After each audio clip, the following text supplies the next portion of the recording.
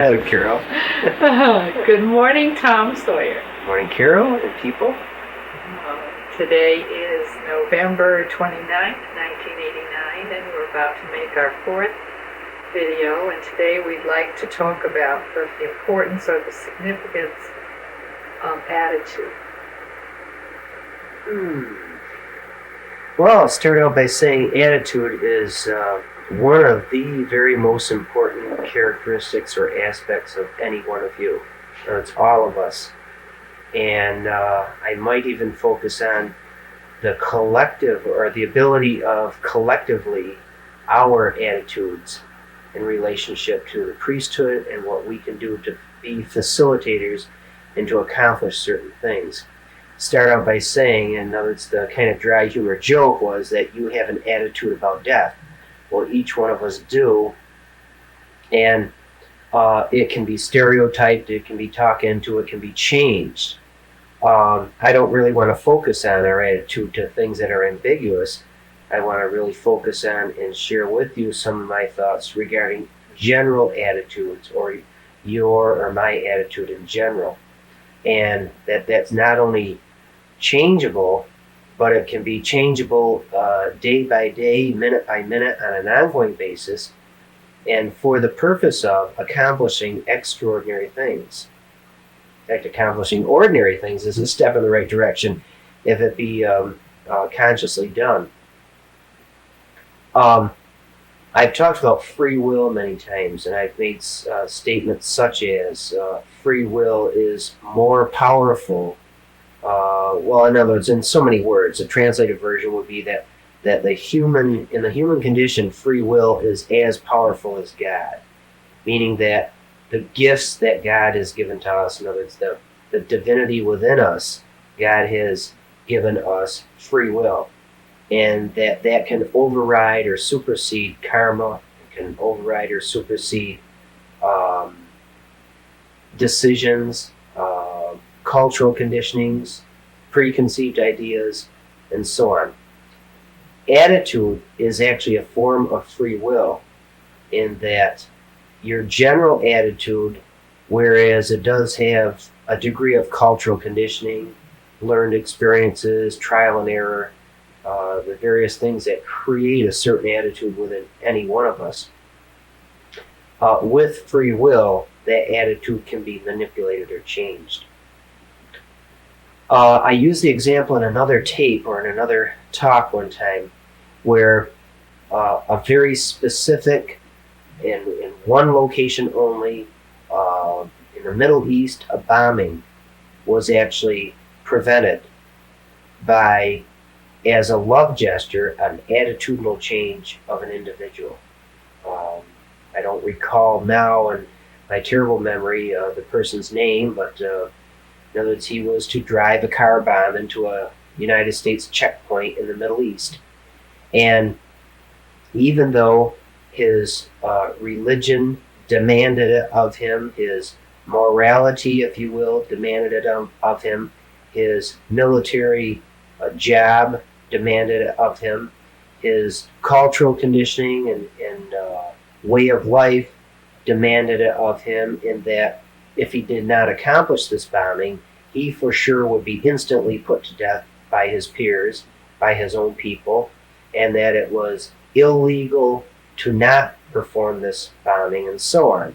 And yet, in spite of all of that,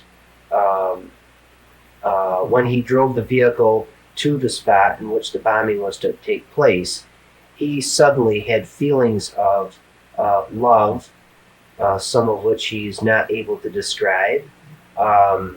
He had an overwhelming feeling of camaraderie among people that he didn't know, that he hadn't met yet.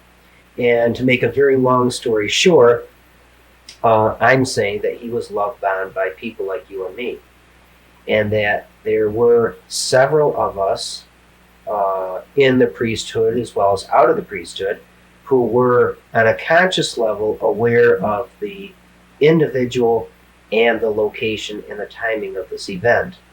Now, in the capacity that I am at ease right now, and I'm feeling comfortable with Lynne and Carol and friends, and even people listening to this tape and so on, And it's because of that camaraderie. It's because of our feelings toward each other, both trials, tribulations, and all that, that my ability to be at peace with myself is enhanced by the additional love and recognition of other people who are spiritually oriented and could conceivably facilitate what I'm hinting toward. So therefore, at the right place and time, with a collective effort of many thousands of people, such as people who don't understand esoteric spiritual matters or don't know quite what the word karma means, but say pray the rosary every day or spin a prayer wheel every day or just sit and be one within themselves every day or on a regular basis, and even people who don't do anything at all but are just more or less that ambiguous phrase one within themselves, collectively enhanced enough of a focal point of energy so that this individual in the Middle East was in effect love bound and had an attitudinal change. Now you might be questioning, gee, was this manipulation on our part to and toward this man, and was therefore this man manipulated? No. Each of us also has free will and therefore a degree of privacy that can be demanded. It's very unlikely that if a person not be receptive that they can be moved or made or manipulated to accomplish or to change or to do anything. So therefore, with an understanding that this man was to a degree of receptivity toward compassion and love for the human condition, his attitude toward the demands of his job at hand was superseded by his recognition of compassion and love for humanity, for humankind. And therefore, he parked the truck, walked over to the checkpoint, and introduced himself and explained why he was there and what he was about to do, and that he feels as though he should no longer do that, and he's had an attitudinal change. It's really a very good example as to what can be accomplished. Does this mean that we should all sit down and constantly cruise the main, as I say, or look around for things where we can love on people to stop a plane crash or force an attitudinal change on a friend or a relative or an ambiguous person on the other side of the earth? No, not really, but regarding the facilitation of that, what is the minimum requirement to accomplish anything like that that is measurable, newsworthy, and you can say, we did this last year? It requires your or any of our recognition of our attitudes, our general attitudes, and then an attitudinal change at any given time or place to cope with or deal with or be a certain kind or type of person. And it's all based on attitude. You don't have to know exactly how to participate in a medicine wheel or a hands-on healing, or do you have to know Reiki? Do you have to? It's good to know any and all of those things. I recommend the more knowledge you can gain by practice and so on, fine. But you don't have to know that. You only have to have a certain degree of compassion for humanity and receptivity, and with that general attitude, you're really pretty well all set.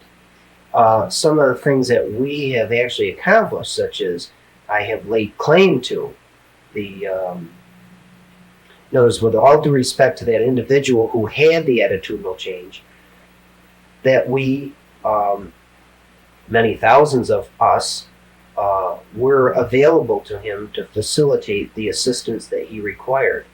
I'm saying that if we were not receptive toward his needs, and that this opportunity, and I don't know if I said I or not. Notice I want to make sure I said that we, it's a collective effort, were aware of his existence and that we were not available to assist him, that the bombing would have taken place.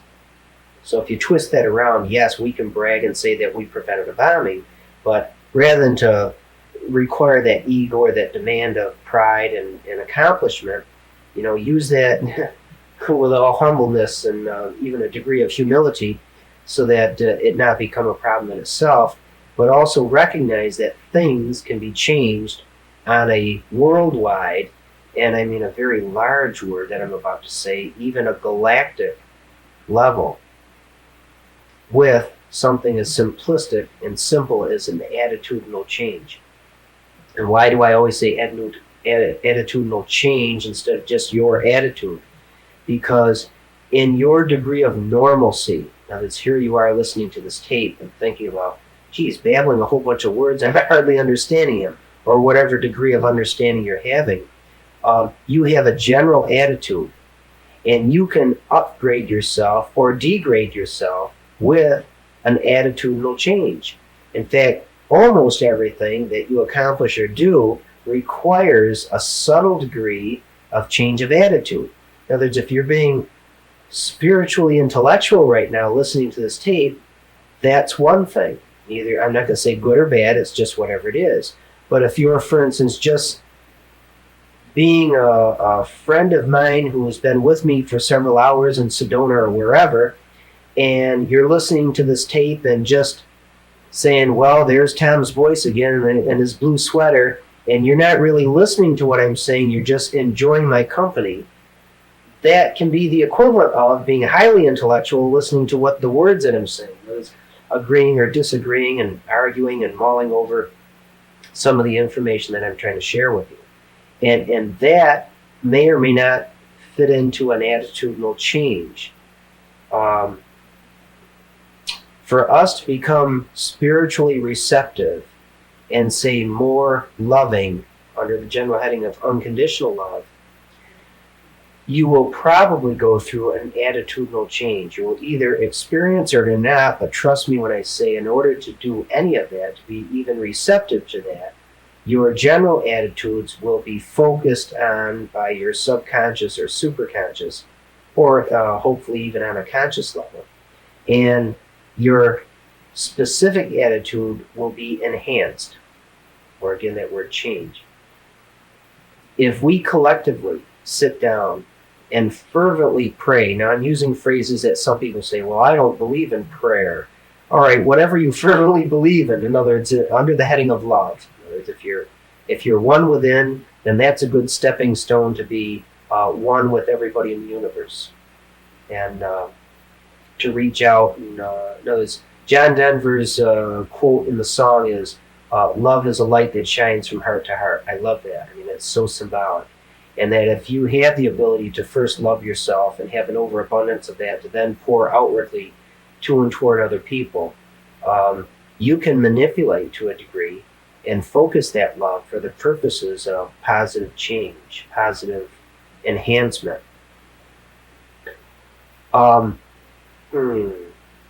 What's an example of maybe one more thing that we have actually accomplished through attitudes? I know I gave the example another time of by love bombing a pilot aboard a plane off the Miami coast. That, and funny because we use the word pride sometimes as a handicap, and in this case it was the honest accomplishment and therefore a healthy degree of pride of this pilot to say, I am a real pilot and I am good, and these 250 people behind me are my people. And so he wasn't being arrogant at all, and he wasn't being overly proud. It was just an actual recognition of who he was at that moment. Yes, they were accomplishments and they were accolades, and it was self-proclaimed, which sometimes we have to be careful of, but in this case it just made him a little more proud and just sit up a little bit straighter and get in the actual position of flying the plane, even though it was on automatic pilot. And by doing that, he was able to see out the window and see the plane, which mistakenly was about to pretty much crash head-on into each other. And in that capacity, along with his skills, to immediately just shove the controls forward and dive the plane out of harm's way. And it was curious, there was a news interview of the pilot, and his attitude as to what took place the moment before the near miss or the almost accident. And he says that he doesn't really understand it, but he was just overwhelmed by a feeling of accomplishment and love, right? I mean, that's, how provable is that? I wouldn't want to prove it. I would never want to confront this pilot and say, are you aware that 100,000 people who are in love with life and in love with the earth and everybody around it and can love you unconditionally assisted you that day? I mean, what would that accomplish? That would maybe even disturb that pilot. It's best to leave things like that more subtle, leave it alone. I'm telling you this, and as an example, and to help you with your attitude right now regarding the feasibility of spiritual matters. And it's okay to use it for something like that, but not for the purposes of, say, outright bragging. Tommy, going back to the situation with the bombing in the Middle East, I remember that a lot of us got together with you on many occasions before that, and you talked about fervent prayer, and it was, I can't say it was a new idea for us, but the old way of thinking was send in a government agent to take the guy out with a gun or something. And the way of approaching a situation like that with actually going right back to what Jesus would have said of love your enemy. You had asked us all to fervently pray to raise the vibrational attitude of the whole group of men that were over there. And, in knowing it so many months beforehand, seeing how it came out. I forgot about that part of it. Yeah. I didn't realize, as I'm not remembering that there was really that many details. Mm-hmm. I guess I don't try to remember details like that. Want to say a few sentences about, again, in relationship to that. My 15-year-old son Tim, just within the last 72 hours, there was a news article, or the news was on, or something like that, which had him walk into the kitchen and then question me very bluntly and very directly, like a son would to his father. I mean, I am only dad. And therefore, being able to talk to unconditionally, he says, did you have anything to do with the Berlin Wall? And then he asked in other words, meaning the same thing as, I'm not quoting him, but meaning the same thing as, all of these horrendous changes that are happening in the Middle East and Czechoslovakia and so on, is that what you've been talking about? And of course I was thrilled that he was thinking in those terms, let alone asking the question, and really it was kind of shocking in a way, because I suddenly realized, wow, I actually didn't have the expectations of that this much could happen this soon.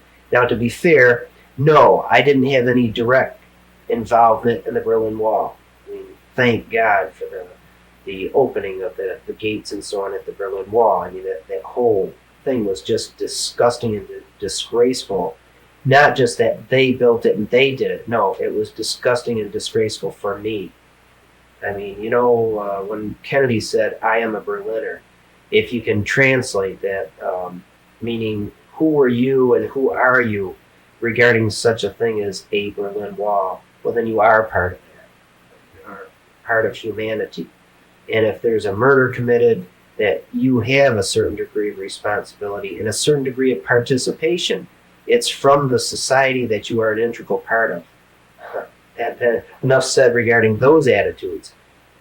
But I said back to Tim, I'm trying to remember exactly what I said. I like to quote myself, and I'm not remembering exactly. So I said things like, well, Tim, let me put it this way. If you were at the Berlin Wall 2 years ago, what would you have mustered? What would you have come up with to make a hole in it or to tear it down? I mean, would you typically want to say, well, we need about 25 of the newest tanks, Army tanks, and we should have an AWACS plane over to jam all the normal communications so that we could bring in some A-10s and shoot and bomb and destroy the wall and so on. And ultimately, what would you accomplish? Well, you may or may not be able to destroy a section of the physical wall, and you'd be able to have 20 or 30 or 1,000 people rush back and forth or rush through and so on. But politically and militaristically, you might win a one-day battle and still not actually accomplish anything at all. So what would you need? Would you need an actual realistic Star Wars laser gun to shoot the wall down? And I was getting to the point, I used a couple of other examples that Tim was very familiar with. And in reference to F-14s and so on that he's familiar with. And I said, what's more powerful than all of that? In other words, what is more powerful than the most powerful army in existence? And I said, attitude. And he kind of hesitated, and I wasn't really sure if he was hearing me properly or translating that which I really wanted him to translate. And I said, let me put it this way.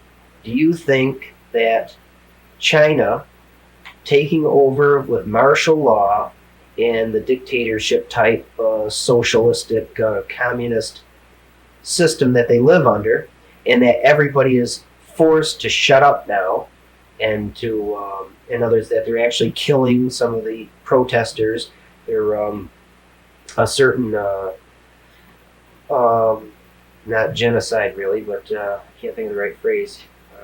It's not really euthanasia, but in other words, trying to kill off the intellectuals and the people who are promoting such civil unrest and change. I said, even if they kill everybody who was ever in Tiananmen Square, and I'm one of the few people that pronounce it correctly. It's hard to get that M in. Tiananmen. In other words, if they literally killed and got rid of everybody who was in that square and that event and that social activity did take place in history, and China will never be the same as a result of that. Who won, who lost? Well, many people lost their lives. Many people lost some of their attitudes. Many people lost and were degraded compassionately, and so on and so on and so on. But history will show that that was a very worthy stepping stone toward this ambiguous phrase of the onset of the new age, or unconditional love, and that we should eventually get this big blue marble working back in order toward coexisting. Whereas humanity borrowing and using the big blue marble, and the big blue marble wishing for it, enhancing and loving the human condition, as opposed to might makes right and all that sort of stuff. So then I gave Tim another example, saying, or bringing his attention to what is more powerful than the most powerful armies and so on.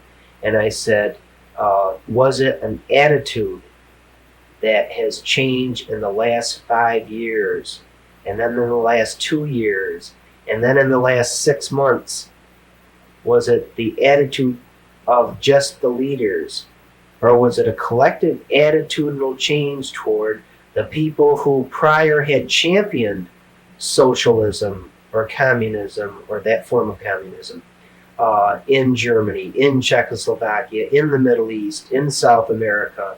And what is really going on? Is some of this happening too fast, too soon? And typical of us, we should say, whoa, be careful, because this might be a big setup.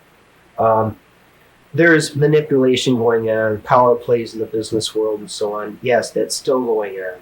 But just take a look around you. Take a look around every one of you. Take a look around us right now. Are things worse off or better off?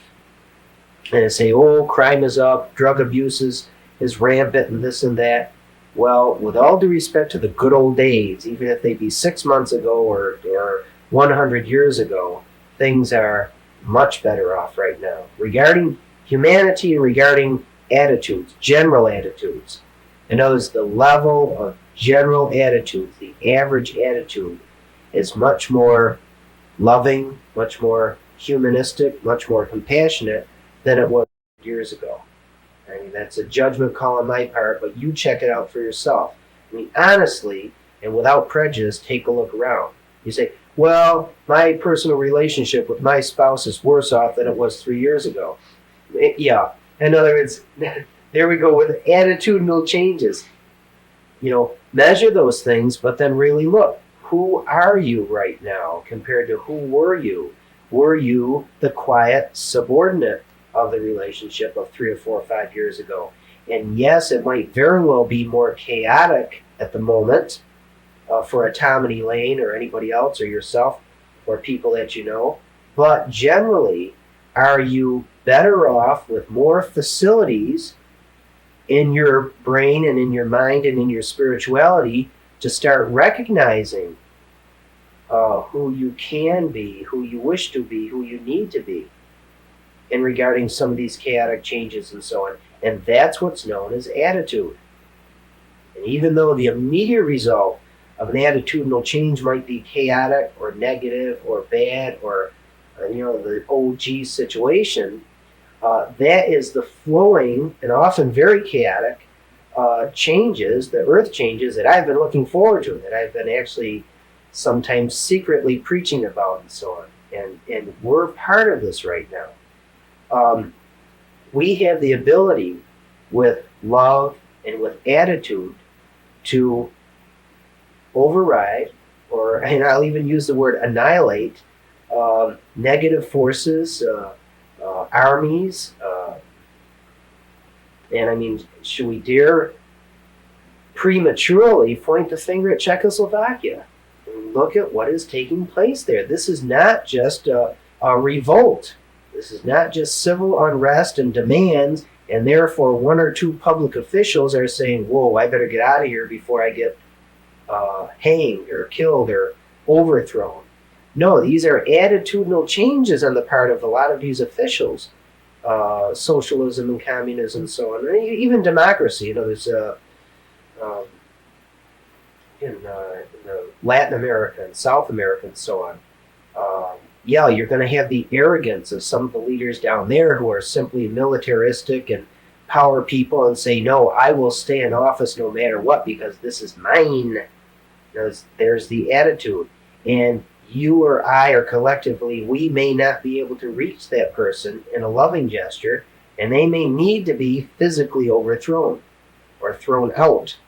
But take a look at the effect of the last 6 months or the last year regarding the degree of change and the permanent type changes that have taken place, which, it's so much easier, quicker, faster, better, with an attitudinal change that is very shocking. Am I just babbling on? To me, it's the events of the last couple of months in the very last part of '89. As a matter of fact, in a similar sort of the subject that we're on, just this last night, I happened to open the book Heading Toward Omega, which I really should read sometime. And a friend of mine was pointing something out that, well, Tom, here's some statements of near-death experiencers back in, and then he looked at the date of the book, and he says, well, the book was published in as late as '84. And I said, well, I think that it was written in 1982. So he says, all right, well, 82, 84, he says, back a few years. And he says, and the statements in here, most of this book is actually outdated because it's saying things like, yeah, I can see a great deal of chaos and attitudinal changes which will take place by the end of 1989. And I got a little emotional, but then I laughed and I said, oh yeah, I can remember saying that. And, many of you who listen to this tape, you might have a copy of that book. And I'm saying that the book is pretty well out of date. Practically everything in that book, especially when it came to the psychic aspect and so on, it talked about the onset of nuclear war. There's many phrases and paragraphs in there that, for the purposes of confidentiality, and if you can possibly perceive that in 1982, there were attitudes and fears, subtle fears of myself and many other people who were written about in that book that said, yes, Ken, you can use this information, but you can't use my name and you can't identify me with these particular quotes. The Kodak syndrome was talked about. And I'm saying this now, and you can read in the book and you'll hear where it says, I don't even know if it identifies Rochester, but here's where in a major industry, there was a factory where there was some death and destruction going on, and how that a near-death experiencer was able to accomplish change of positive nature and save people's lives without getting anyone fired. I mean, oh yeah, you can say, wow, neat, that was clever, but it was done by changing the attitudes of the people, not by saying, hey, you're doing something immoral or illegal or wrong. It was just approaching these people either directly or indirectly, saying, you know, we're making a profit and you're making a good product, but can we improve on the atmosphere around these people in those subtle ways like that? You can read in that book, and it's really kind of a good history, because many of those things were dated and said, and there was another quote which I can't say right now, I'll be too emotional about it, but you'll be able to read that book now and hear me in that book. You pretty much identify with the majority of those quotations were from Tom Sawyer's near-death experience and precognitive stuff, including mention of a nuclear detonation in the Middle East. And I didn't realize, last night I read this one little paragraph, and I didn't realize the number of details that spelled out the precognitive nuclear detonation in Tyre, Lebanon. I don't believe I said Lebanon, but I did say the Middle East. And of course, I was dealing with when was this? And of course, that famous statement that Ken Ring tried to give me, purposely give me the wrong date so that I would say, oh no, and correct him and give the correct date. And the way I answered him was, he said, well, in other words, it will be in, say, the summer of 1991. And my immediate reaction was, oh no, it has to be an Olympic year. And then over the next several years, realizing, wait a minute, there are a couple of Olympic years between 1982 and 1988. And then, of course, it zeroed in on. And by the way, just for the record, that what a funny phrase, a deadline. But the deadline for that particular event was to have been, it's precognitively, and it's almost a contradiction of terms, but precognitively, there was to have been that nuclear detonation by August 15th of 1988, which was not that long ago, a little over a year ago now. And with attitudes and so on, yes, we changed that. Now there's something where the attitudes to and toward and regarding the military were necessary, but in fact that was a circumstance where I could not do anything about it. Like, I didn't go there and disconnect it. That certain special forces of the military were necessary to actually end up facilitating that. But it was brought on by attitudinal changes within the Pentagon saying, what's a near-death experience? And then eventually having certain individuals become interested in it and deriving some direct information, be it psychic or precognitive, from a near-death experiencer, and then many near-death experiencers. I don't by any means want anybody to think that it was a Tom Sawyer situation or that I did this. This was a collective effort, and that I might have assisted and participated with, say, locating the actual warehouse in Tyre, Lebanon, or Sur, Lebanon, and then somebody else was more accurate in pinpointing the time frame, and with assistance of all of us collectively, by way of conferences and so on, and just sharing and, actually very bluntly loving one another, that collectively we were able to muster enough information to convince the military that this was not only feasible, but this was to be. And it did go to the 11th hour, but it was facilitated. And it was facilitated not by these weird or fancy schmancy by title near-death experiencers or people who've had a very profound, spontaneous spiritual awakening, but it was facilitated with the assistance of people with a more positive attitude. Tom, if the military had gotten involved on some level, in a way, I don't know how much they really did. I mean, did in terms of finding and dismantling everything, but if at a certain point they'd gotten in the way of the prayers of the attitudinal change, then that man wouldn't have had the opportunity to have that spontaneous awakening. I don't know if that makes. Yeah, I didn't quite understand. Were you actually asking a question, or? Yeah, you had said that somehow having some kind of a connection to the Pentagon or whatever, and I thought that it almost didn't have any connection through any of the military powers on either side other than the power of prayer. I mean, it was like... Right now, specifically, are you talking about the nuclear detonation? Right. Right, because, You're talking about the attitudes of people in military power changing. Well, in others, I was trying to incorporate that. Please don't get unrealistic about what I'm talking about, because attitudinal changes are a necessity right now for the survival of mankind.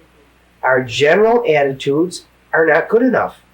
I mean, I'm not pointing the finger at anybody, but collectively, our general attitudes are that here we are on this earth and it's ours, and we can do whatever we want with it, and we waste, we are, there's all that stuff, and that's no longer acceptable.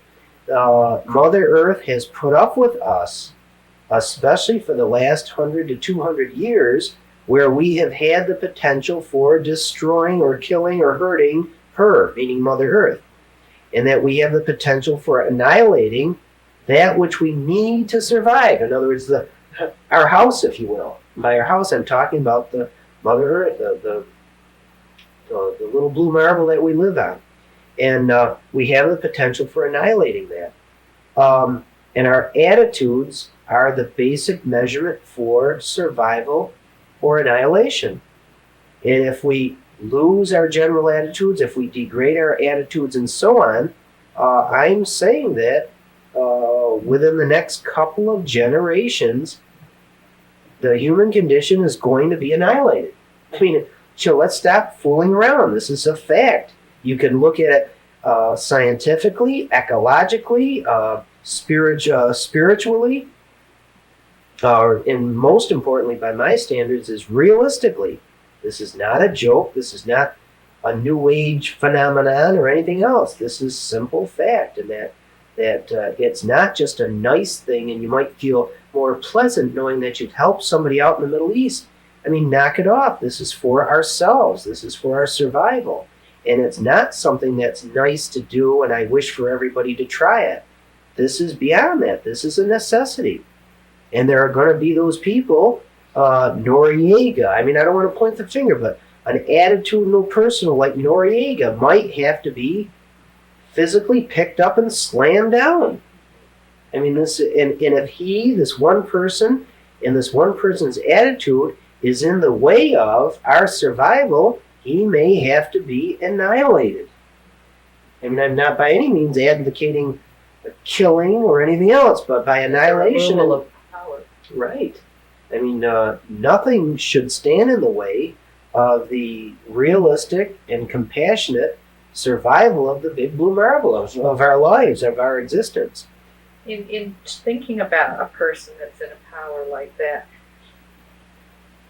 I know even on an everyday basis, bringing it right down into our own life, if we have somebody close to us in our life that every time we look at them, we go, that's a bad person. That's a person with a bad attitude. I hate that person. And they get sort of hate bombed instead of love bombed, or you just expect whenever you meet this person that they're going to be mean or negative or whatever. You give power to the negativity.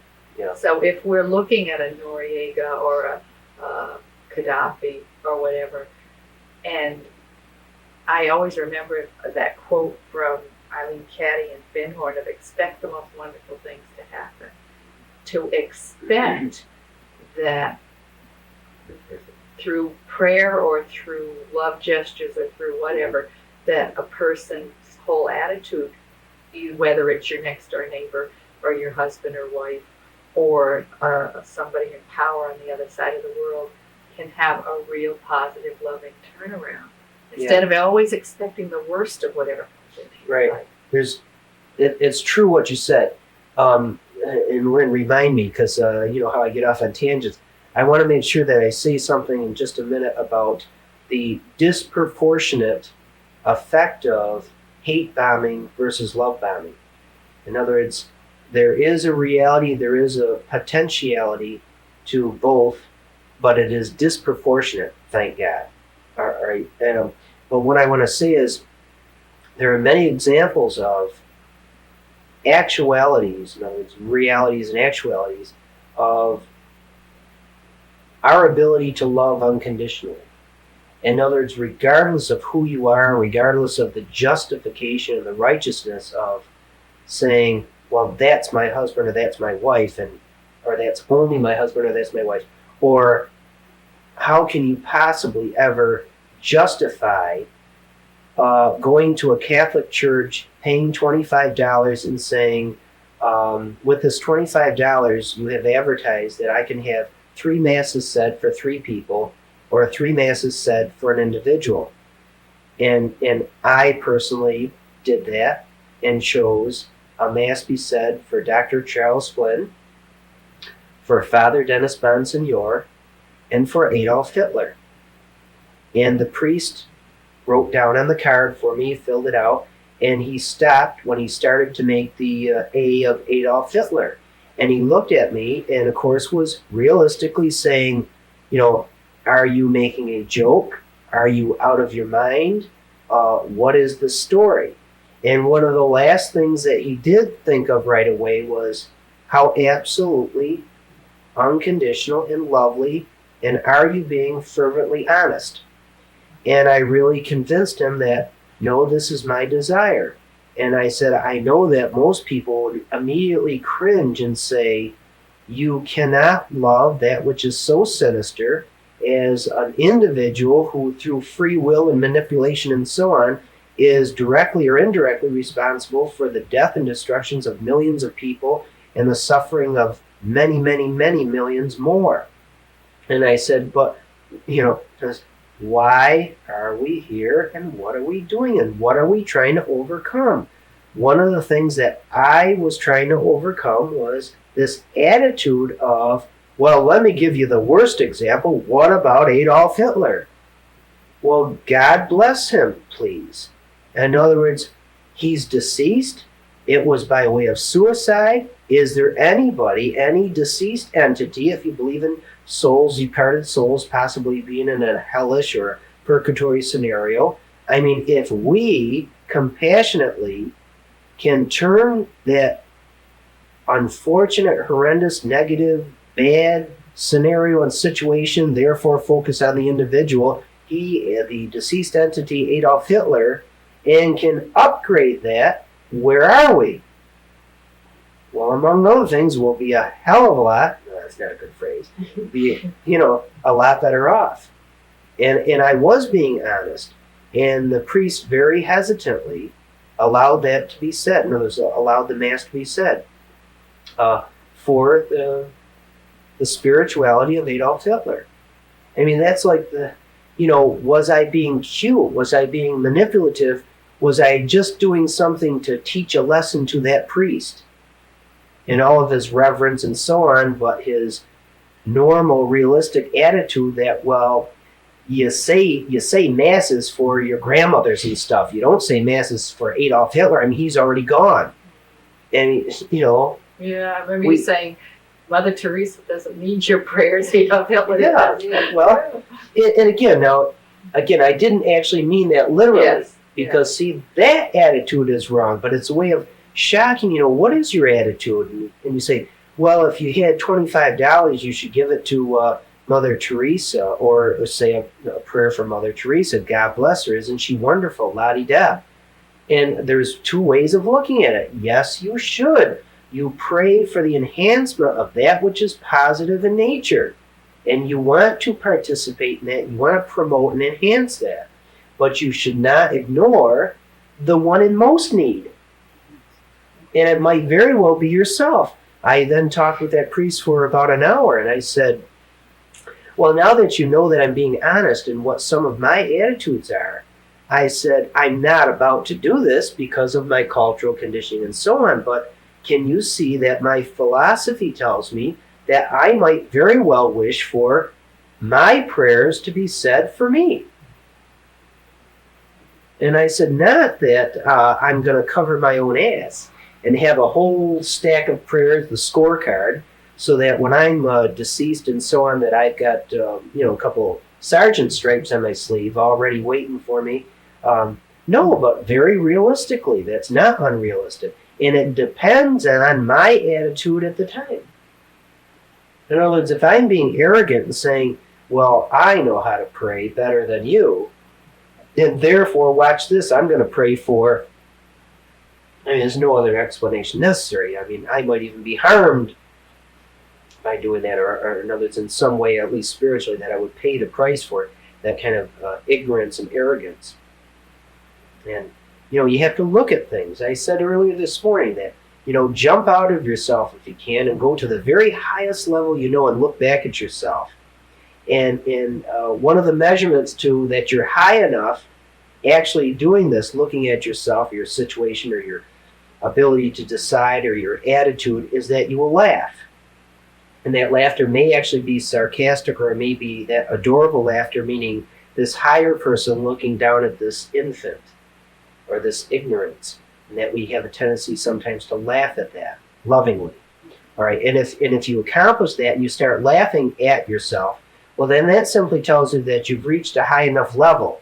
So just use that, make the observation of outside yourself, looking back at yourself, and then go back to whatever normal is, or wherever you are at that moment, and then try to go more subtle than that. I don't like to say lower, but in other words, that connotation of down or negative, but go lower to yourself. Go to your psychological self, the grassroots level of where is this coming from? Is this a stimulus from my childhood, or is this those grassroots, the very root of the situation? If it be a problem, then you say the root of the problem.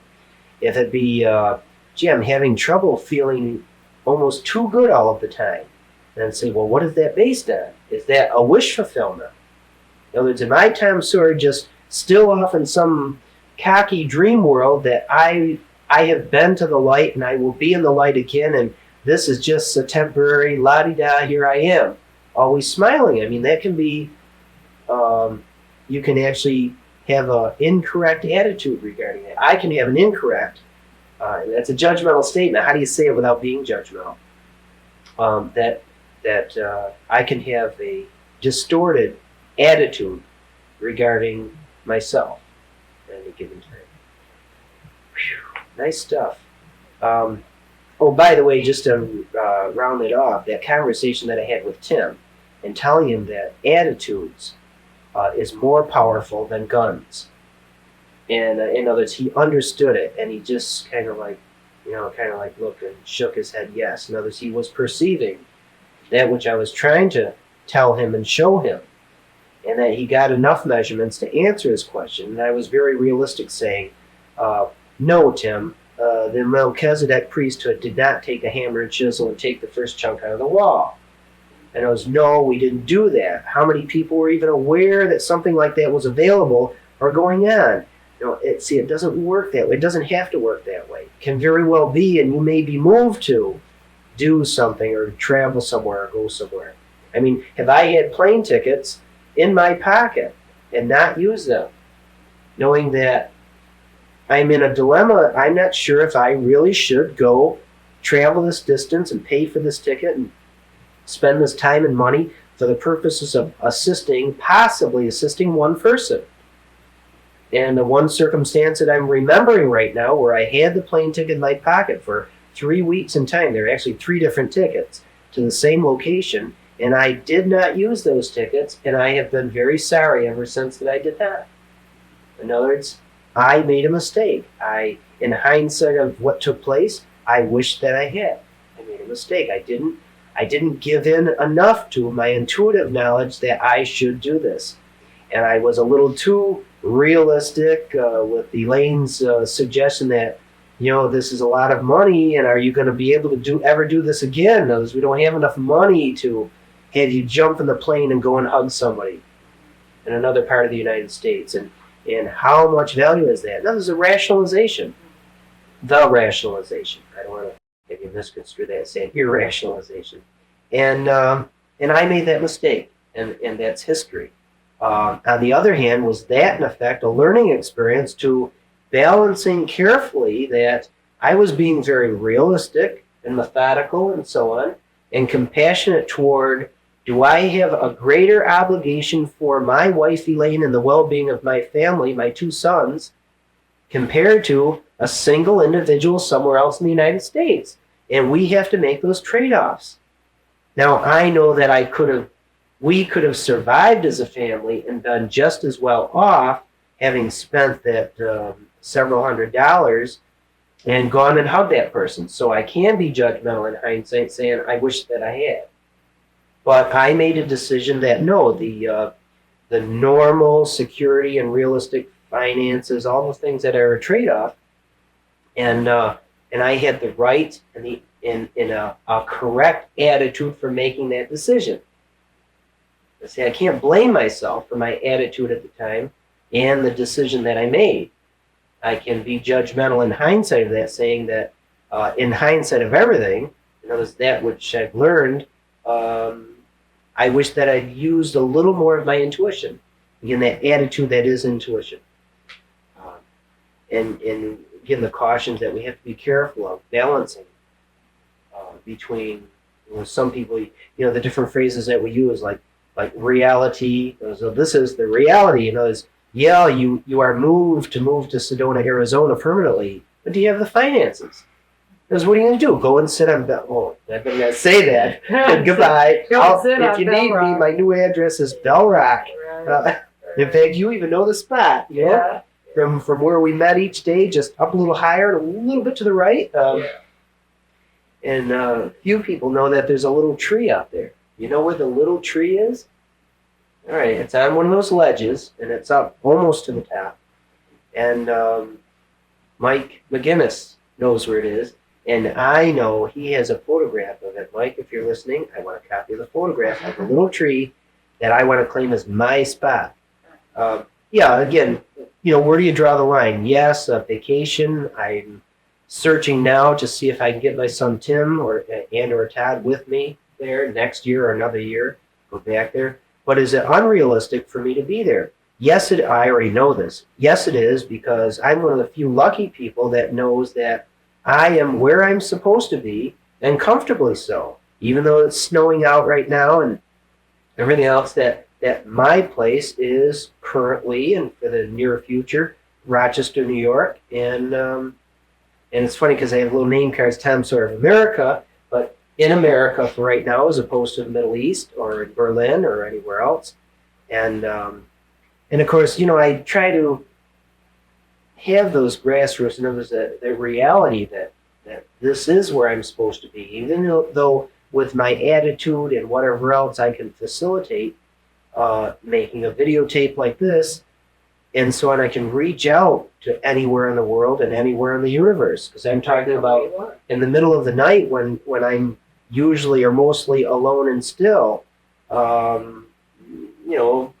People are sometimes surprised as to where you can go and what you can do. In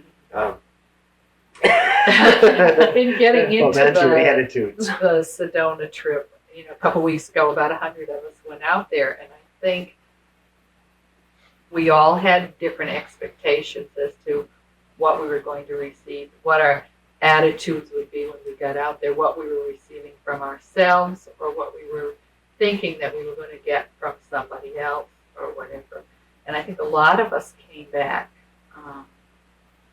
going into a real evaluation of our lives and our attitudes. And I know a lot of us have had a pretty rough time with it, but I think we're coming out of it with a real sense of what this is all about and how we fit into the work. Yeah, because I want to use the word chaos, because an awful lot of people have derived or realized a great deal of chaos, either individualistically or in personal relationships or at the job site or regarding their attitudes, and say, oh, I feel a little more chaotic than before I went there. Yeah.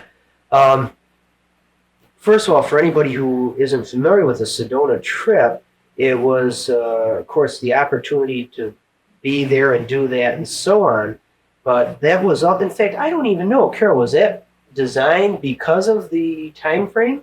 Oh, yeah. It was chosen that we. All right. I mean, I don't even know that. Yeah. It was more synchronistic to me. Yeah. The guidance Dan got was that we were to be there on the full moon of November. Yeah. Perfect. And it did fall in line with the All right, because see, again, in fact, I can't even recall now, like with you specifically, as to if you asked me the question, is this time frame significant to you at all? Do you have any I don't think we inclination? actually did.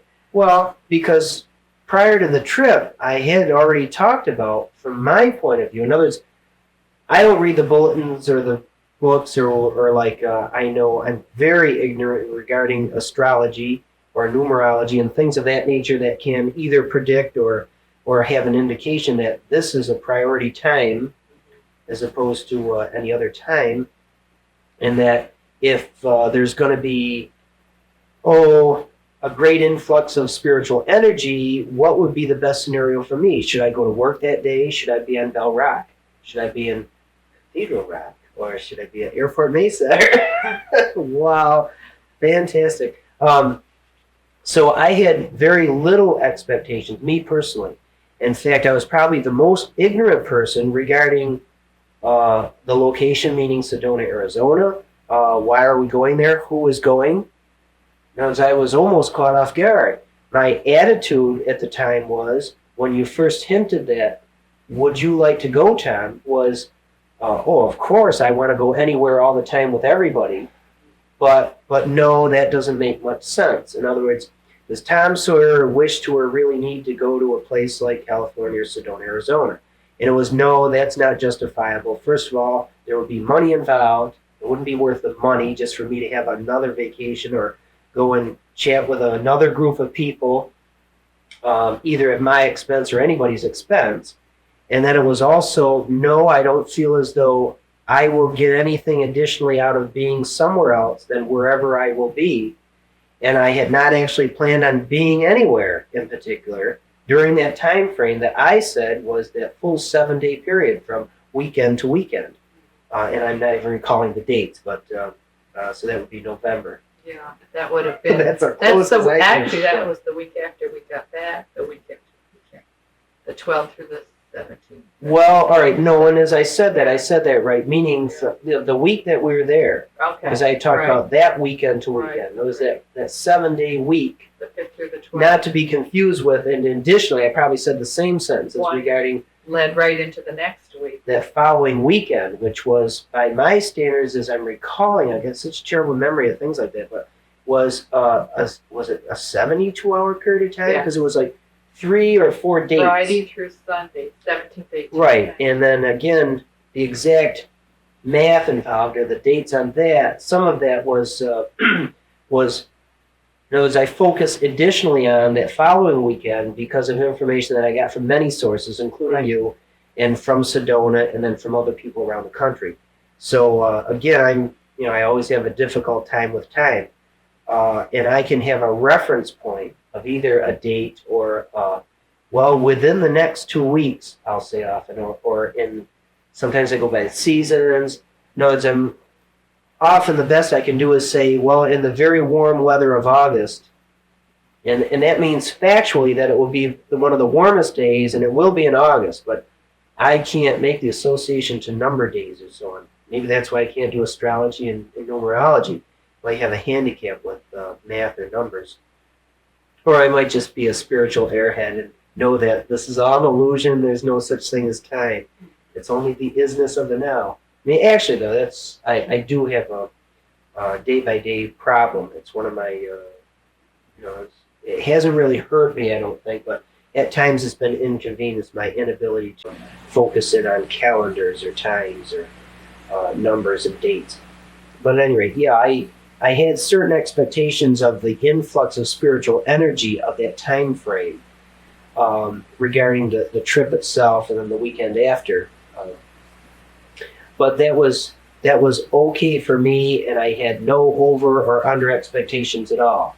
And I didn't really have very many preconceived ideas whatsoever. In other words, regarding my participation in that time frame, as well as the participation of all of you people, or all of we people, I could have been anywhere and still felt fully comfortable that I was an integral part of not only our group or the group, but other groups, and the biggest group of all, meaning the human condition.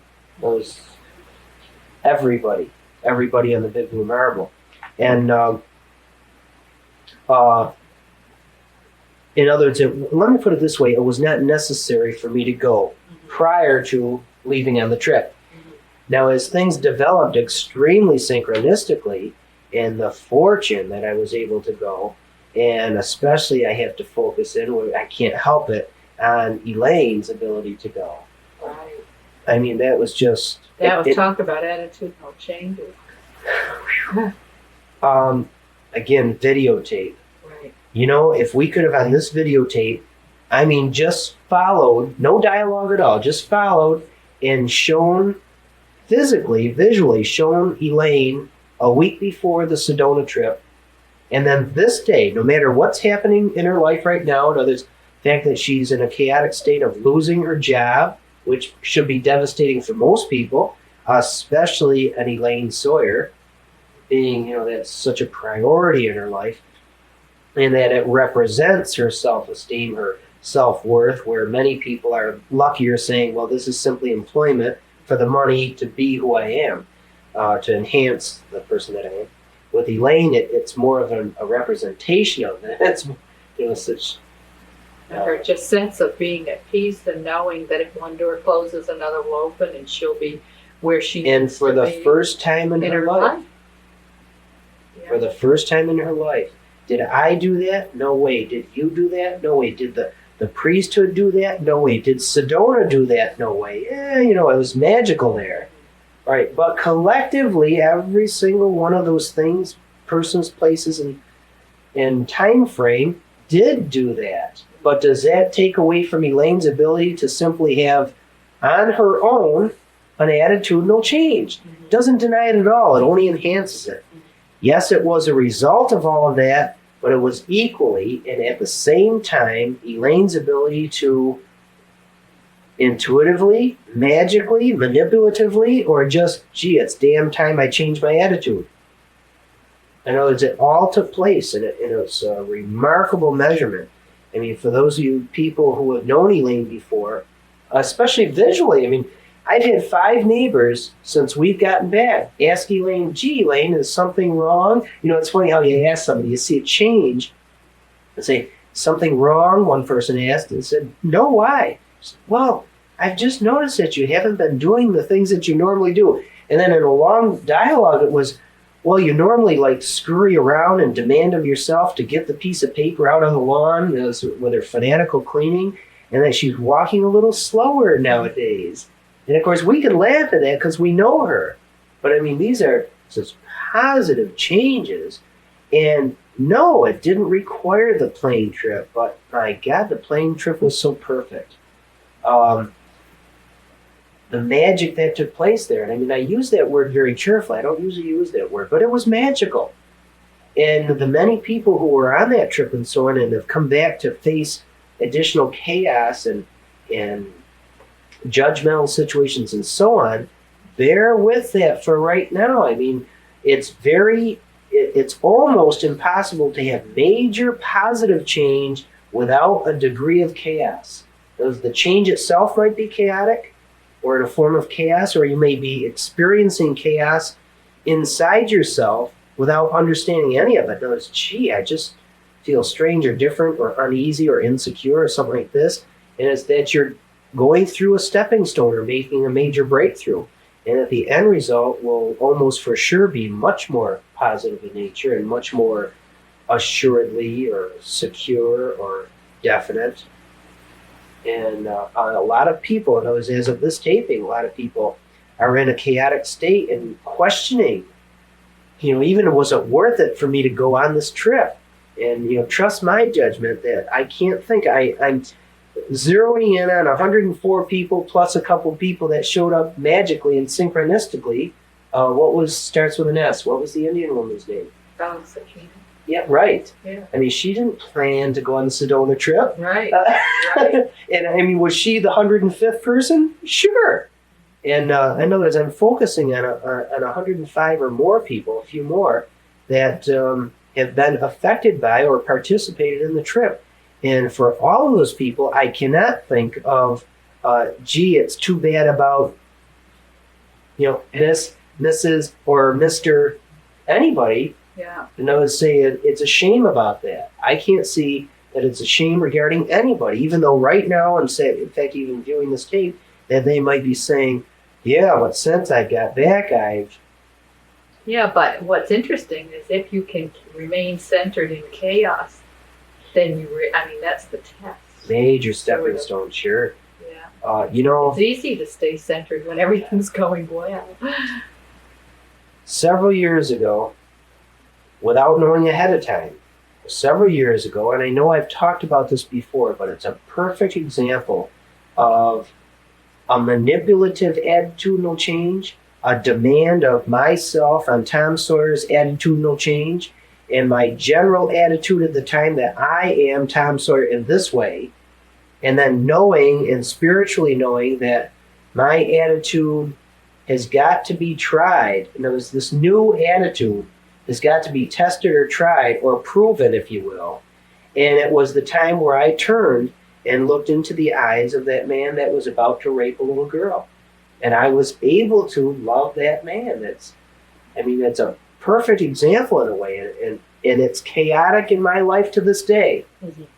Those the emotions involved are for the compassion, for the spirituality of the whole scenario, my spirituality, my attitudinal changes that were proven that day. It's so multifold that I still get teary-eyed and so on regarding it, but that day, an hour before that time, 1 hour before, I was a Tom Sawyer who justifiably would have grabbed a hold of with my hand and possibly killed that man for who he was. And I'm saying justifiably so. In other words, morally and even to a degree legally, I could have manipulated that and killed that man in the participation of a rape of a little girl and been vindicated legally, morally, and I would have been a hero. And it didn't turn out that way. It was a very, very synchronistic event in my life, and that thank God for me, and thank God for God that I was able to take the little girl's hand and just turn and look into that man's eyes. Now, I don't want to, and I don't think I will ever give too many more details about afterwards regarding other individuals, meaning that man and that little girl. But I just want to kind of throw out the effect of my attitude at that, my newly forced attitude at that moment. And what did my new attitude at that instant have to do with and within that man? Because that man was just a short distance away, and he was also looking straight into my eyes. And what did he experience? Mm-hmm. Did he know that I knew who he was? Probably not. But what effect, if any, did my eyesight and my being and my attitude have on that man? And it's not up to me to ever give either my opinion or something that I might know spiritually or intuitively or psychically. I don't think that would be justifiable, at least at this point in time. But think about it. Just think about it. In other words, if that man would have met me a year before with my general attitude, would he be scared? Would he be changed? Would he be threatened? Would he be able to function normally within his being? And I can promise you that with the knowledge that he was in fact a person with the potential to rape, I promise you that he would have been adversely affected. He would have been harmed. He would have been, attitudinally, I'm saying, he would have been harmed. He would have been defensive. He would have been chaotic. He would have been upset. He would have been scared. I promise you that. Now, did he not experience any of those things with the meeting of me that day? And of course, I can state that at least many of those things did not take place, and thank God for that. And we just Because he felt love rather than hatred. On some level. right on some level, yes. But even if you hesitate saying, did he really experience love? Because you'd have to get his interpretation of that. He experienced love, but what I can promise you is he did not experience righteousness, macho one-upsmanship. I'm better than you, don't push me, or I have the right or ability to kill you and be a hero or be righteous or justifiable. I mean, he did not experience All the negative. hatred and negative. Again, you don't have to know the exact answer, but what's the difference? And can our attitude or your attitude make that much difference? And it can never be overemphasized. I wish that I could give the perfect analogy, so to speak, because sometimes that works best regarding proving or showing something as ambiguous as an attitude. I remember when I worked for Xerox, I used to go to this little drugstore for lunch, and there was this long lunch counter, and there were these two waitresses that would just throw everything in front of you and say, "What do you want?" You know, and growl at you. And there was this one woman who would lay down the napkins and the silver as if you were in the Waldorf Astoria or something. I mean, all her teeth were so bad, you just thought the pain she must be in.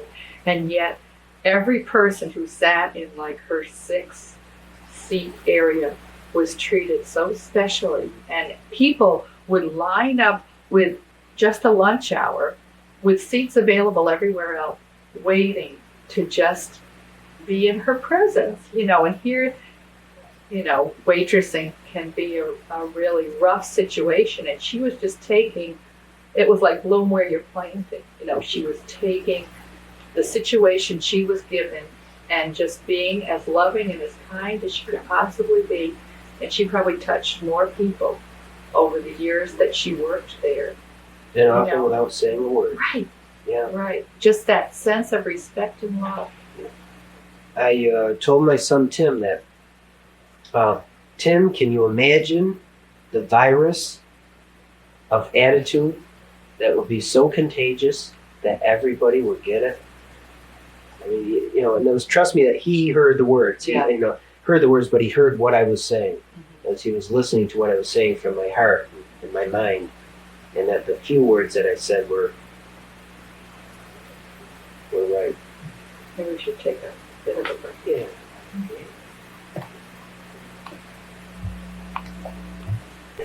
What? I said, you knew they were still here? Every 15 minutes, they hear like a giggle. It's like die down.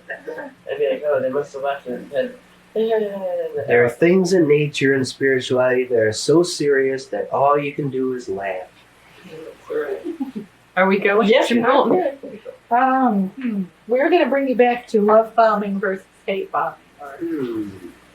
Yeah, and what was that other word I used? The disproportionate. Disproportionate. Yeah, thank you. Disproportionate love bombing versus hate bombing.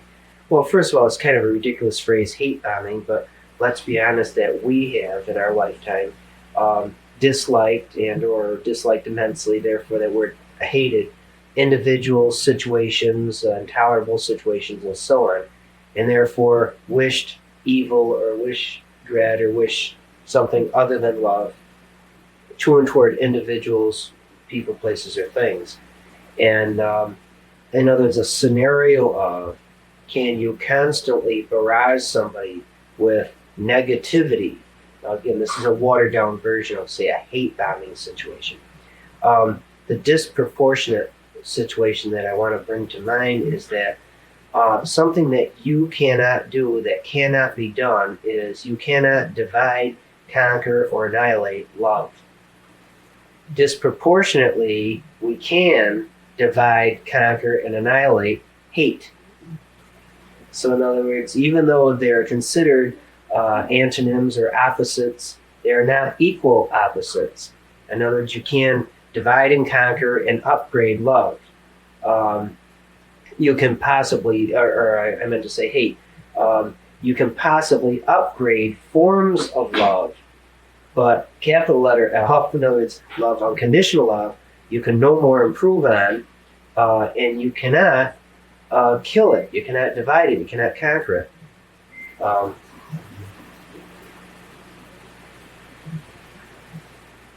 Yeah, Tim Sawyer, Yeah. would you like to come in and listen? No. Okay, thank you. I love you. Right. Yeah, we talked about our conversation last night when I was talking about attitudes in regards to Czechoslovakia and so on. Okay, so we're just finishing that tape up. So does this mean that I can still use 30 seconds of microwave? Yeah, no, we don't need the interruption, right? But I love you anyway. Yes, but I love you anyway. We should go right into loving relationships There you between go. parents and Yes. teenagers. Oh yeah, in fact, just let me summarize the disproportionate situation. Attitudinal changes. How much, and rather than really dwell on how much harm or dis-ease are you creating in your spouse's life or your friend's life or people around you by having negative attitudes? Well, it's aggravating. It has a negative effect. It is sometimes contagious.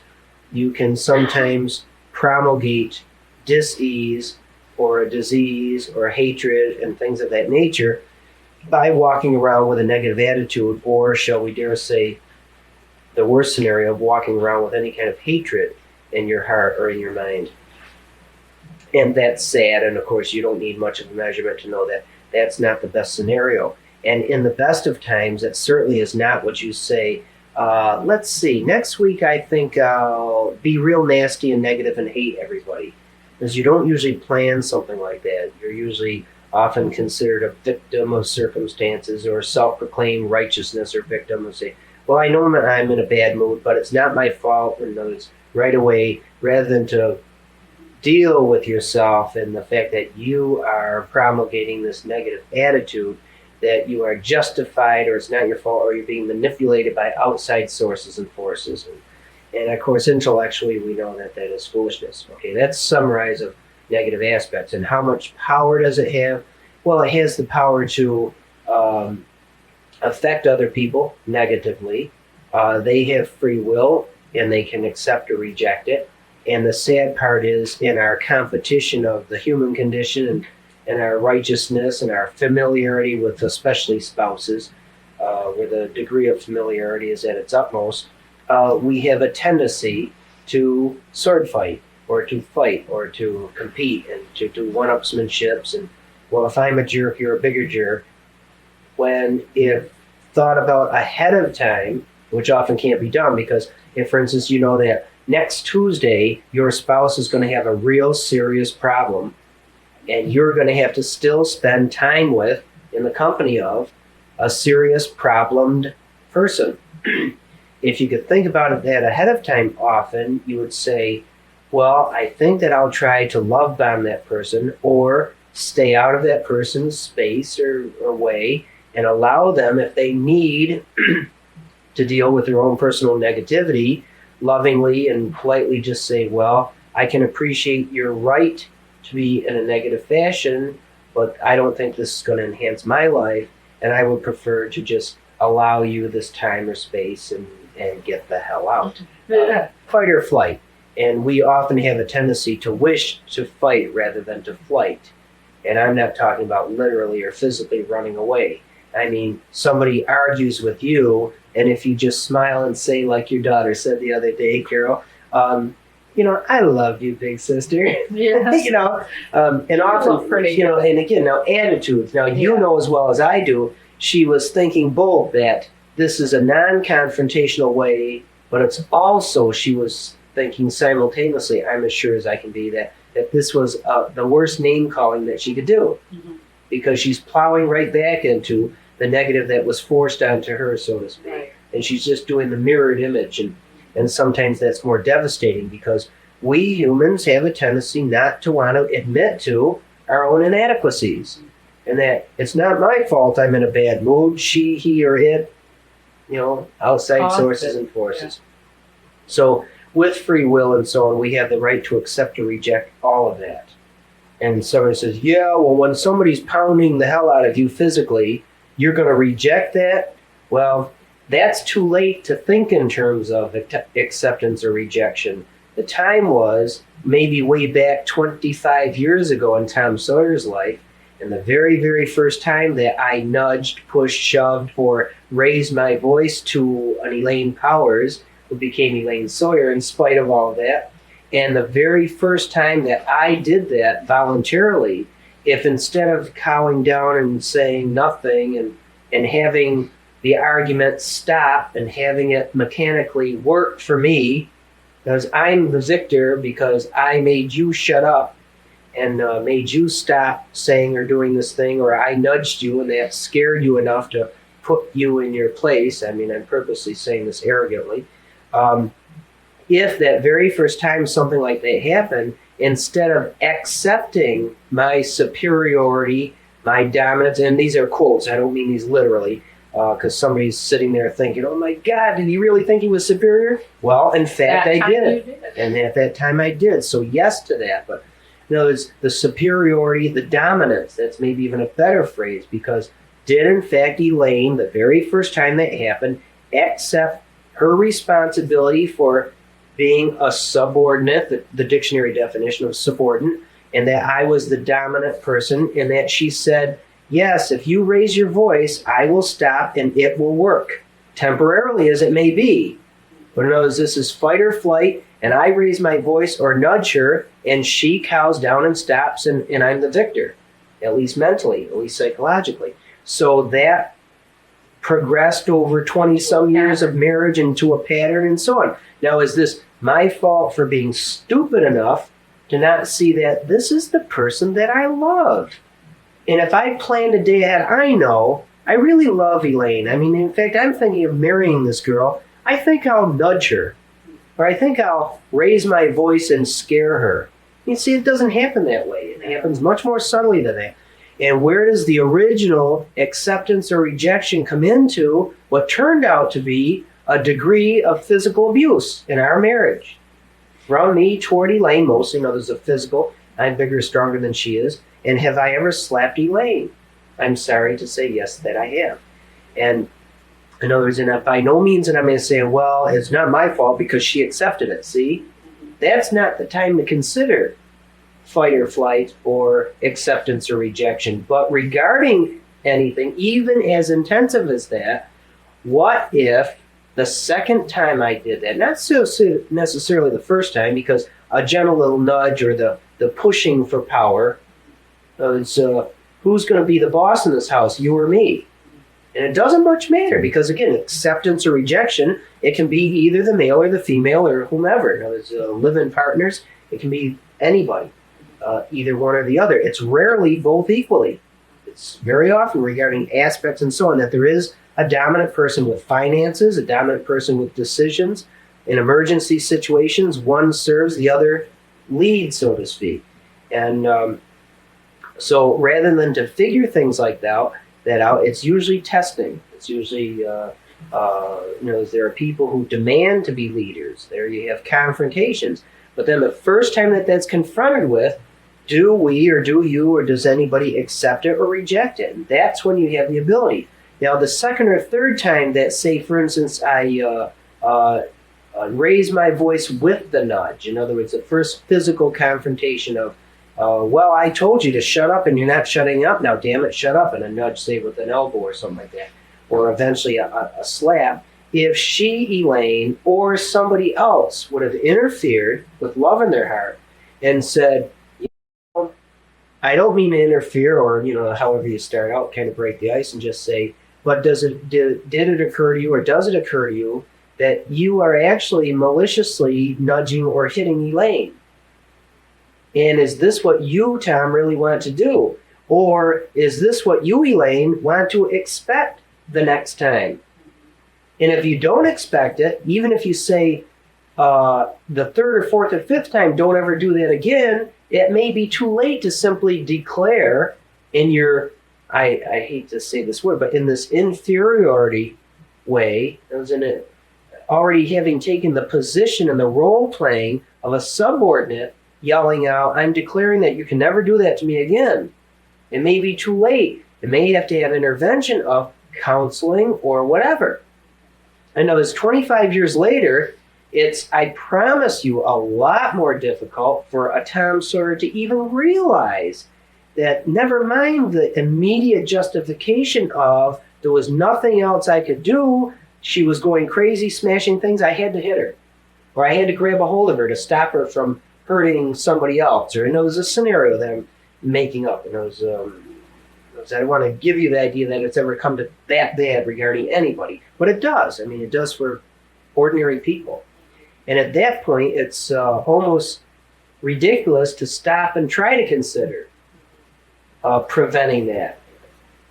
So when it comes to that acceptance or rejection, and again, almost a good versus evil, meaning negative attitudes and their effect on people and the effect on yourself and the people around you, and how is that promulgated? How is that built on? How is that continued compared to our ability at any time at all? Even in intolerable situations, emergency situations. Now, for instance, if I were to fracture Elaine's skull or something like that, that would be an emergency situation that possibly could have been a catalyst for me to say, oh my God, what have I done? Or what am I doing is even a better way of realizing it. What am I doing? This was never my intentions. This is not who I want to be. And that sometimes, rarely, but sometimes works. But more properly, an attitudinal change toward, which is available to everybody all the time. In other words, inside your mind or any one of our minds say, well, this to me is some kind of a game. Never mind the sarcastic attitude that this isn't real, that it's a game. No, it's very real. It's a real game. And that the rules for this game are that you escalate in an argument, I yell, and you shut up. And that can be construed as, because it's repeated over and over again over a period of years and developed and promulgated, that, well, guess what? This is ridiculous. Why am I yelling at somebody I love? Or why am I yelling in front of myself? I don't want people around me yelling, so why am I doing it? I'm not doing myself what I want to be like. And then just saying in your mind, what can I do about this? Well, one of the easiest things to do is change the rules of the game. This is right in like self-help books. I even think there's a book called The Games People Play. Right. Not sure the author or whatever. But, and there's a lot of those books. You can almost pick up any one of them and hear some of this general philosophy as to what to do about it. But what people usually don't do is apply it to the most simplistic parts of their life. In other words, attitude. Right. Dan often uses that example of having two dogs pulling on a rope.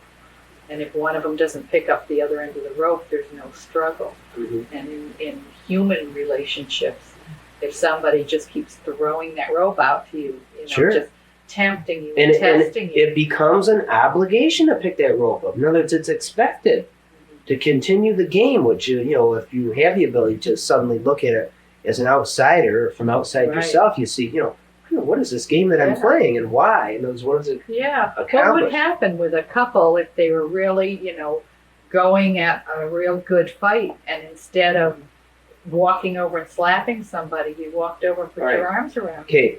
That's a change of attitude. Right, it's a change of attitude, but now here's what's important, because this is like, okay, I hear you, Tom, philosophize and so on, but damn it all, I'm pissed at my husband today and I can't do this right now. And as it develops and the game is really well established, the degree of familiarity, I mean, come on, this is just Elaine. I can talk to her any way I want. She knows what I mean, right? Boy, I've learned a lot in the last couple of years. Right, just regarding that, the degree of familiarity, be careful of having over expectations. Something that has taken you months, weeks, years. In my case, I'm talking about something that took 25 years or more to develop. You're not going to suddenly be in there, yeah, well, I don't like your attitude either. What did you say? And you don't dare miss a word of it. What did you say? And then I suddenly go, oh, here I go. I know, I'm going to go over and hug her. And, the attitude involved is correct. Right. But then the grassroots realistic facilitation, you go over and try to hug, you're probably going to get a sore jaw. Yeah. In other words, or somewhere, the initial reaction, don't try to hug me, I know what you're doing. Yeah. And again, she can't recognize, they can't recognize, you can't recognize an attitudinal change most often. You've got to develop that, you've got to show it in a subtle enough way at first. And then, and look, here's a little seed. This is attitudinal change is a seed. Don't say, there's the seed, look at all the flowers. Yeah. I mean, don't expect rainbows and butterflies and flowers. Yeah. That's got to be nurtured, it's got to be developed, and then in a period of time. And sure, shown, tested. Yeah. In other words, just to say something, try something like, in other words, more subtle degree. Bill, Pete, Jim, or Ann, Sally, or whomever, or darling, or sweetheart, or snowflake. We argue as often as we argue, or I understand that you have a point of view, but I don't want to just continue this negativity or this argument. Or if you wish to, write down your most important point of view, and I'll write down mine, and then we'll talk about it tomorrow or next week. I mean, as silly as that sounds, like little chat walk, write it down. I mean, but seriously, Right. I mean, how many one of us right now, is anybody watching this film, is taking the pad and your worst complaint or your worst situation or intolerable, write it in sentence form. And you can even write damn it and stuff, but the 4-letter words, write it out however you want, set it off to the side, don't let anybody see it, but then you yourself only reread it the next day. Because you're going to be in a different attitude, a different frame of mind, and it can either totally lose its significance, meaning this is just a built up deal of stress and I have to ventilate, so I called you a jerk because you stubbed your toe, or something normal, or you dropped a dish and I just say, damn it, I can't stand all the sentences that follow that. It really had nothing to do with the immediate incident. Attitudes. I'm listening to myself, and it's becoming more and more important, more and more involved. What was the thing you just mentioned that we should talk about? It was more into the reality of the relationships. It was even give examples of like some of the people in the audience here and us right here. Without giving intimate or private details, but scenarios that people associate with. We already said regarding like escalative type arguments. Well, I was talking about being in a job situation where whenever somebody comes up to you, you mirror their attitude instead of keeping centered in your own, so that if somebody comes up that's angry or sad or whatever, you keep taking on their emotions rather than, being a central point that can turn a whole work situation around just by staying positive. Yeah, a lot of examples like that. But I think that most everybody can understand what you're saying. Yeah. What about if you're having a discussion and the one person has an opinion and another person has a different opinion? It's not opposite or bad or anything, it's just different, and yet the first person won't accept it because they think that if you're not with me, you're against me. Mm-hmm. That's a really tough situation. Well, it's tough, and generally, because without zeroing in on specific details, generally, because I've certainly been in that circumstance with Elaine. I mean, she's this very lovely third generation Italian American, and I never stereotype. But, and so I'm off in my own little world and so on. And she has every bit as much right to an opinion that, well, gee, that's abnormal. And I'm looking at her thinking, you are abnormal. And it's the word we throw out so often, normal and abnormal. Honesty is one of the things that works at all, but to give that person some degree of satisfaction, the quick little statement say, well, I appreciate your opinion and I appreciate your right to have a different opinion than mine. But again, say another sentence or two. Say, I'm trying to think of an example. Say, well, I don't feel as though your opinion is mine, and we're not going to be able to convince each other as to its reality, and it's something that I don't feel as though I can compromise. And then even put in the question form, do you think it's possible at all that you might compromise? I mean, did you ever stop to think of asking your partner or your friend that you're disagreeing with, I don't feel as though I can compromise regarding this information or this situation or something. Do you think you could? So you're not telling them to compromise with you. You're asking them very bluntly. There's some, yeah, that's tough. Well, you Again, know what I get? You know what you get back? Bullshit. Mhm. And then of course you drop it because it's going to escalate Well, then- into something terrible. Right, and then at that moment, you really should drop it. Yeah, like At that moment.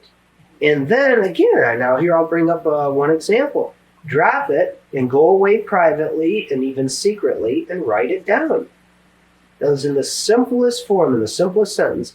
And it's not to, like the next day, wave it in front of the person, but possibly, well, one of the things that I used once regarding something similar to that was I went to a restaurant, and in the restaurant, I said, we had a disagreement a couple of weeks ago, and it was something that we have a difference of opinion in. And you're trying to convince me your way, and I'm trying to say that your way is unacceptable, and my way is the only acceptable way. And what should we do about that? And, in other words, can we peacefully coexist, not ever solving this? Notice the things that are unsolvable. Agree Yeah, agree. That's good. Yeah, it's good. Agree to disagree. Can we peacefully coexist? And then there are situations in people's lives where two individuals will not be able to feel comfortable with their disagreement. And that's when you seriously have to consider yourself in your relationship. I mean, don't always say, well, I'm not sure about my relationship because he or she. I mean, no, that's when you have to really deal as best you can with your participation in your relationship. In other words, really investigate thoroughly what is it in you that makes this a priority. What is it in you that makes you that you cannot give in? Is it just absolutely against your cultural conditioning? Because attitude can change that. Is it against your morality? Well, attitude can change some of those things, but there's an example where your morality, there's that line, that specific line, in fact, morality regarding sexuality. In other words, if a person, never mind if it's based on a psychological inadequacy or not, but if in their mind they say that I will not do this type of sexual activity, and whether you like it or not, you have to give in to that person.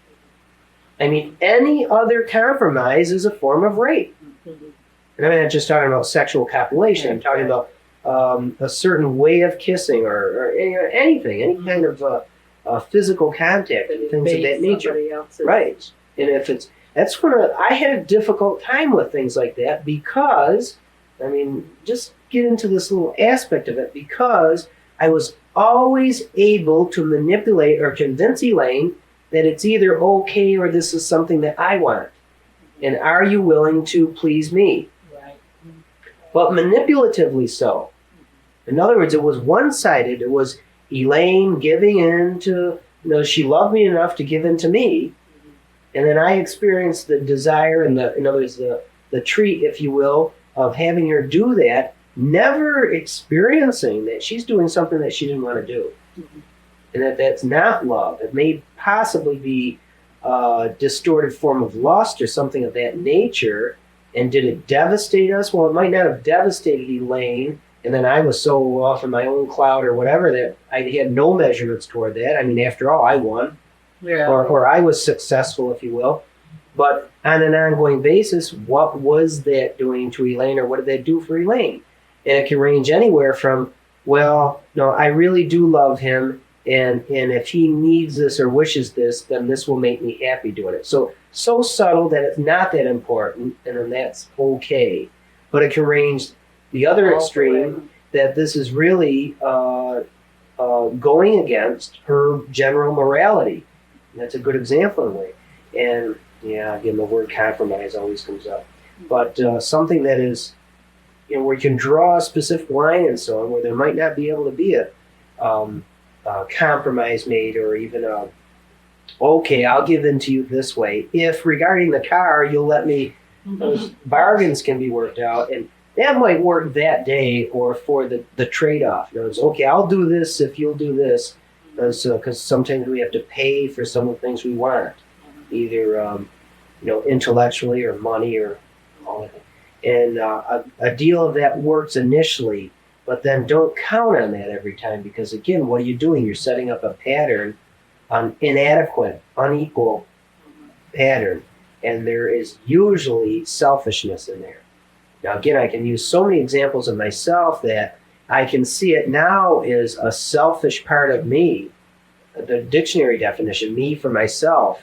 And well, will you do this time, or can I have that much money? I mean, after all, I don't spend that much, or never mind the justification of it, but will you give in to me this time, and then set up a pattern that is really selfish and it's harmfully selfish.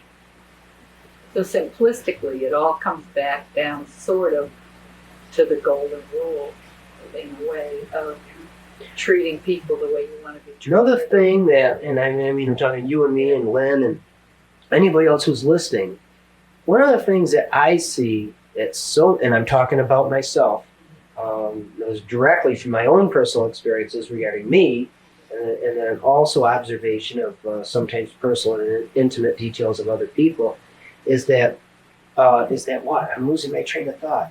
Is that we don't test. I'm losing my train of thought. I can't believe this. In terms of treating people the way you want to be treated. Yeah, because it was a spin-off of the golden rule. Yeah. Well, my goodness. Well, to cover myself, I'll just say that regarding the golden rule, I mean, that's people say that real quickly. Do unto others, you do unto them. And, they don't realize how basic that is. Right. They don't really apply that inside themselves. And would I wish to meet right now myself? And if I said, well, yeah, with a shrug of the shoulders, say, all right, hold it right there. Now that you've hesitated to say, well, yeah, I'm still okay, but you didn't say, oh, I would love it. And that's the key right there, to say, wait a minute, what is the difference between myself that would be okay and what would be needed for me to say, oh, I would just anticipate and love the opportunity to meet me, or somebody identical to me or myself in a spiritual mirror, and say, well, because it's just me being normal, and that's okay. I mean, I'm okay. But then who was the person that you met that was just so much more exciting to be with than the way you're thinking about yourself right now?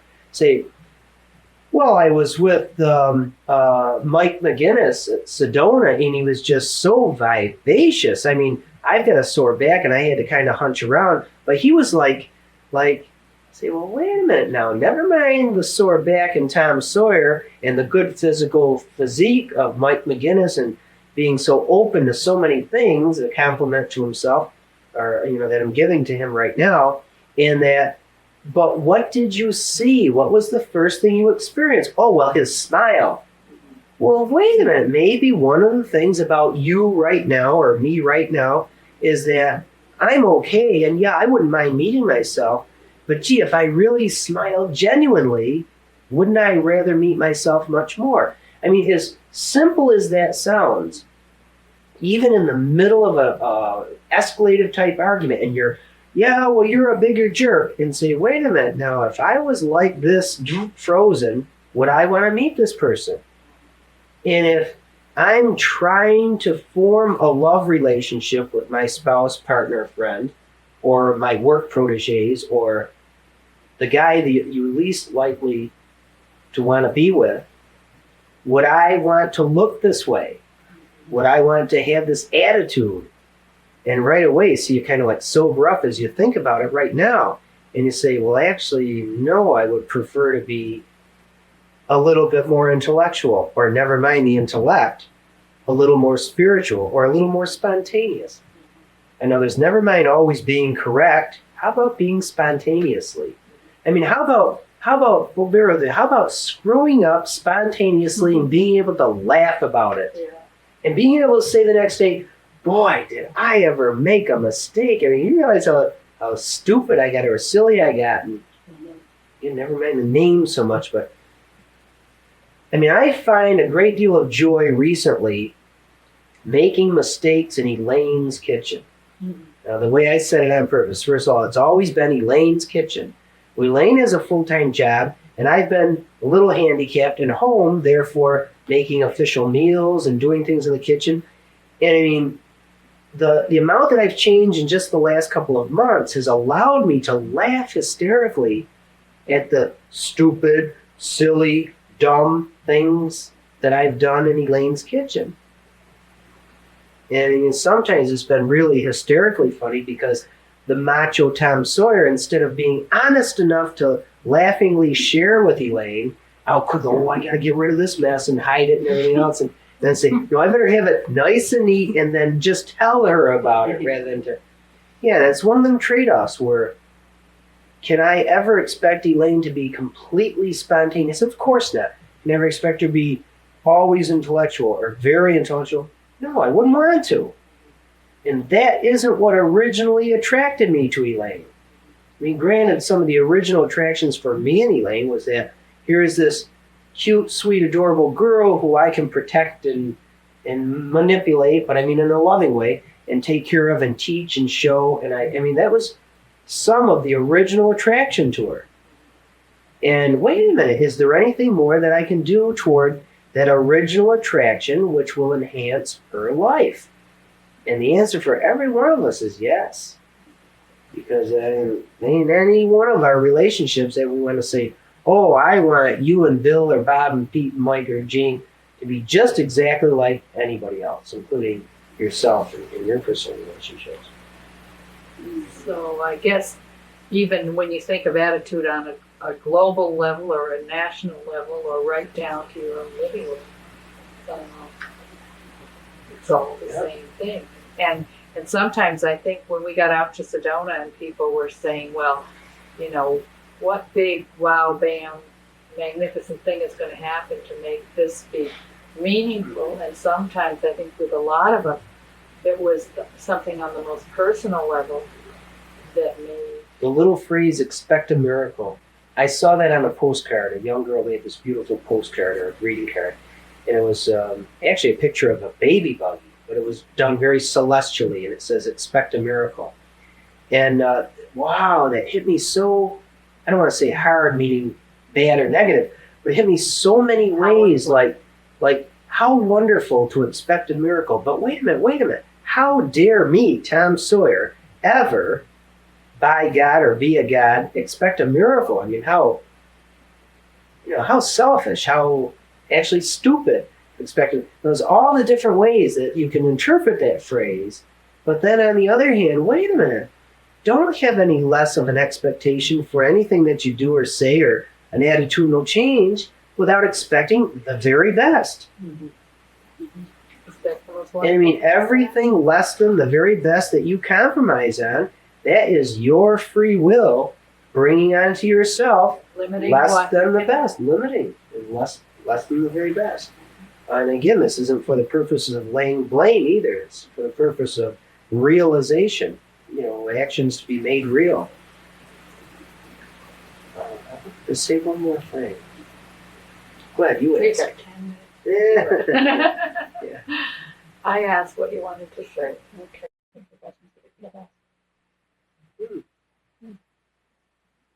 Well, perhaps we're 10 minutes early. I guess so. If you had 1 minute to wrap this up, what would you want to say about it? Tim, save us. What should we tell these people? We're talking to about 350 people. Talk about reincarnation. Oh, no. Don't bring subjects like that up right now. Or, no. Oh, well, I suppose that attitude can certainly set up. One thing, okay, thank you, Tim. See, and cultural conditioning, I right away said, well, that's not the same subject that we were talking on. So my immediate reaction was, oh, no, that's not the subject for today. And the minute I think about it, I say, wait a minute, there's a correlation here. I've heard from and seen in a lot of people that regarding their, first of all, belief, and I'll say it that way, and there's a belief in any aspect of reincarnation, is, oh, well, that's this time. Next time I'll do better. Or Elaine said, not knowing for sure if there's her true understanding of reincarnation. She said, I couldn't stand the idea that I am ever going to have to come back or relive this or something either better or worse. Meaning, like, once is enough for what she was dealing with at the moment, at least. In other words, she for herself in her life. And she questioned that that would be just too intolerable for her to think that this isn't all. That there isn't just paradise or something like that after this. Knowing that she believes in at least an afterlife. A prior life or an afterlife. And I know there's an afterlife human condition as opposed to the spirituality paradise or heaven state, or conceivably purgatory or hellish situation. Yeah, people sometimes use that as excuses and rationalizations for not being the very best they can be. Like, this costs too much. I mean, I'm not going to start giving in to my spouse, or it was just too convenient for me to be the leader, the ruler, the dominant figure in our marriage, and none of this feminist stuff is gonna, that's it would make me too insecure. Guys usually don't say that out loud. They don't want to think that, but that's the basis behind it. Well, no way. That would be stupid anyway. And it's based on their inner fear that it questions their own masculinity and everything that they think that they are as a man. I don't mean just the macho stuff. In other words, is it queer to have feminine characteristics? Well, I mean, I'm here standing in front of you to say by no means. I mean, would I love very much to be able to show, teach, or tell, or do some additional feminine characteristics for my son, Todd. I have some apprehensions about, since his father image was a majority of the old Tom Sawyer, is it okay to slap a girlfriend or a spouse? And I'm sort of hinting that Todd might, I'm being honest and casual or careful, saying that he might have a greater tendency than possibly Tim would, or that somebody else that does not have those genealogical traits that I know I had from the last 5 generations of Sawyers, where that was a genealogical characteristic of fight or flight, you use your hand.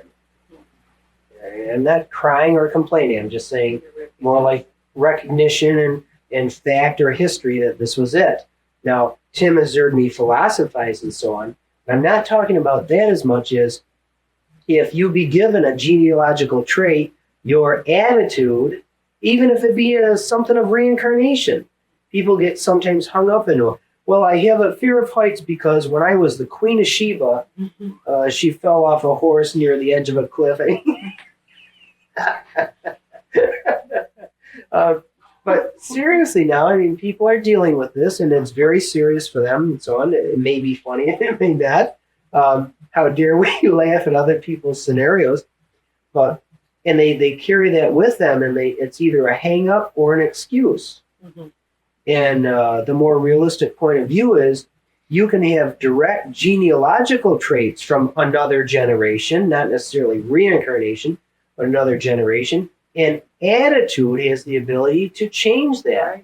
But with that, now maybe using Todd as an example, is Todd intellectually aware at all of the possibility, or dare I tend toward the probability of his being overly pugnacious, fancy words, but overly pugnacious, and a greater tendency for him to use his hands instead of his heart to win or to progress or to, again, the phrase like win a point or win a spouse or win anything. There's that phrase win.